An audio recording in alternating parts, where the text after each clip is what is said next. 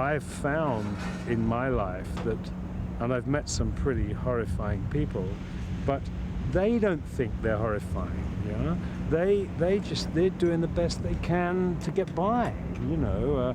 The fact that, you know, they don't sleep at night and they have to take a lot of drugs and alcohol and cigarettes to suppress their conscience, but never, if you were to ask them, they would say, "Boy, I'm just trying to get by and, you know, looking after my family, trying to feed my dog," you know?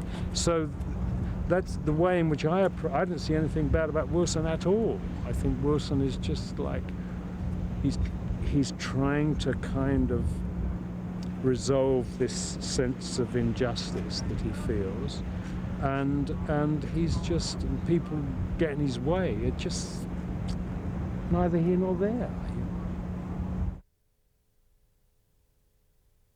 Steven Soderbergh, you don't discuss much with him at all, but he, like all great artists, he's highly developed intuition.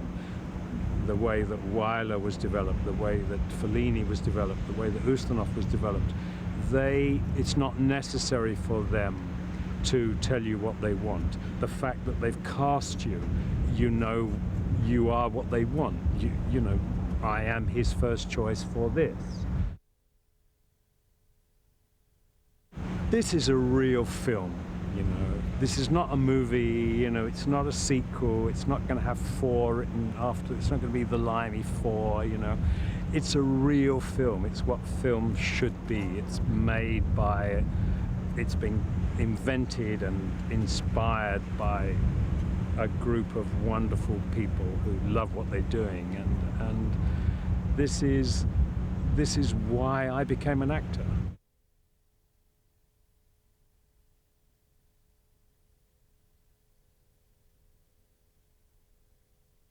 For the last 3 weeks, I've been playing a woman who's very self-deprecating, who puts herself down at every turn. She does it in a very funny, very smart, very witty way, but she's constantly putting herself down.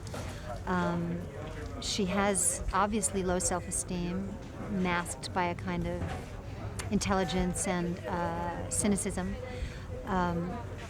But she's not bitter, and she is wounded. And by the 3rd week of playing her, I felt real uncomfortable. I felt very emotional, very weepy, you know.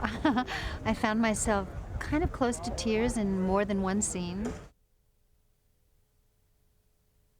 I'm so thrilled to be working with Steven Soderbergh. I mean, it is such, you know, I love his movies. I think he's a true artist and has tremendous vision, great style. And as far as now being directed by him, it's so joyful. He's not intrusive, but he knows exactly what he wants, and I think I love that, because it makes me feel secure that when he's not saying anything, you know, I must be on the right road. And the fact that he doesn't use a video monitor, I mean, it's rare today.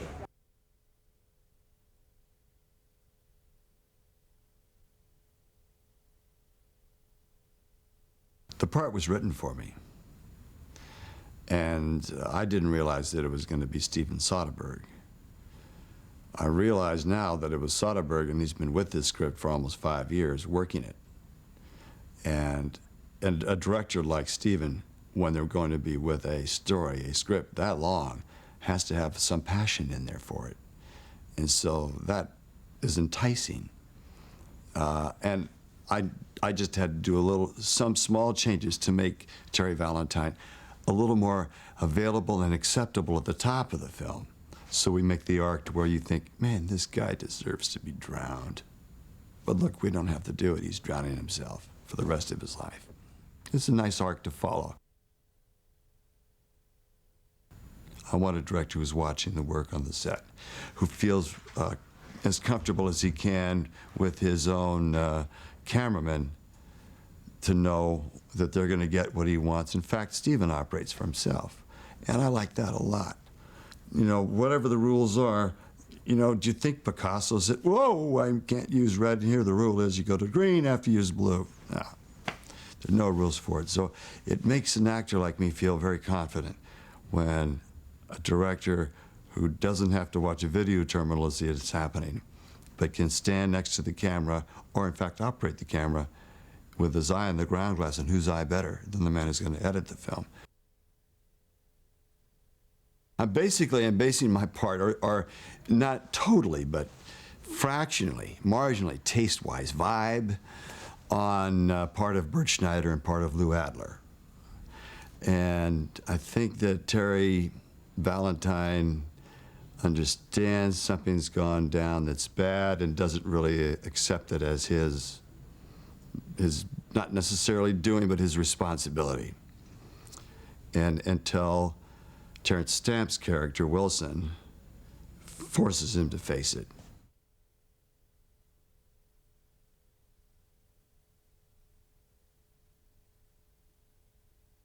I love working with Steve. He's real easygoing, fun.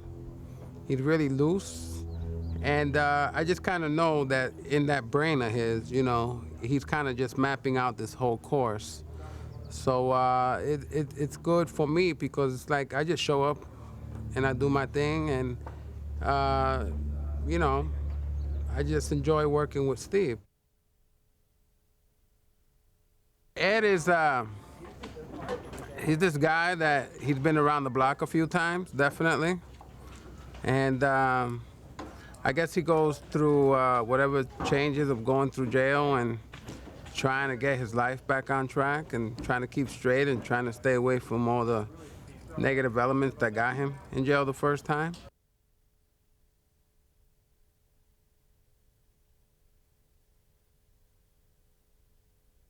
Adhara is having, she's young. She's just having a blast with this older man. He's sexy and he's rich, and he's you know, he's everything that, you know, growing up, I had imagined her father and her mother had a lot of money, and that's just something that she, you know, felt that she wanted to be a part of, you know. And with all the glamorous people and the parties and the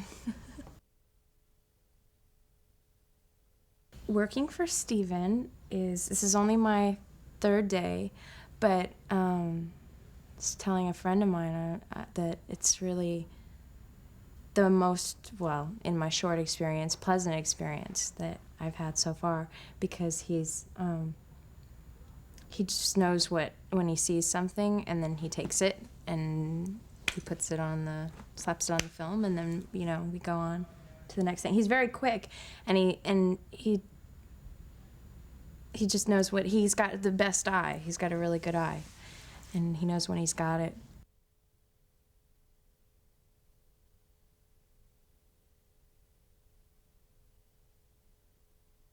The protagonist / hero, I don't know that I think in terms of heroes, is this character Wilson, who's spent most of his life in prison in the UK, and has a daughter who he hasn't seen probably in 10 or 12 years. And when she is killed under somewhat mysterious circumstances in Los Angeles, he comes to see if he can get some answers. This is a guy who has fairly definitive ideas in his head when he shows up. And the movie is really, to me, about how those ideas are made more complicated as he gets more information, as he meets more people. The Limey, like a lot of the films I've made, doesn't fit precisely into one category. On the one hand, it's sort of a revenge movie, a crime drama, and on the other hand, it's not. And the way in which the movie plays with time and memory is not normal for this genre. It has a very fluid sense of time. It moves forwards and backwards a lot, totally motivated by where the characters are emotionally. And sometimes we see things again as we get more information, and they're different than when we saw before. The memory changes. If there are buttons to press, I don't know where they are. I mean, I think at the end of the day, you're just trying to get something across that somebody watches and says, I understand that, I've felt that before. And it's that simple.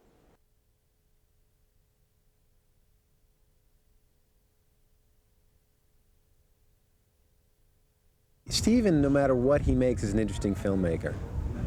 And I think that not only people who are fans of his kind of work are going to come and be surprised, but I think people that are not yet exposed to Stephen are going to come and be interested in what this film is. It's a very exciting film. There's a lot of energy. It's an interesting story, and the acting is fabulous.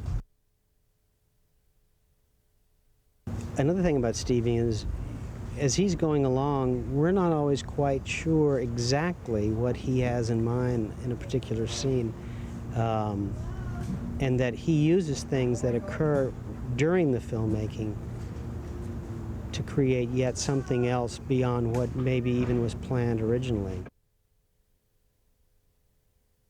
In this film, I've definitely noticed that he's allowing it to be organic. He's allowing what occurs to be used, rather than him enforcing a specific vision or will. He's letting it grow on its own. And I think as a writer and as a writer and an editor, particularly, he's comfortable with that, in that he knows the story and he trusts his talent to be able to portray that, but also bring their own vision and qualities to that part. And as an editor, he'll go back and he'll reconstruct it in some manner.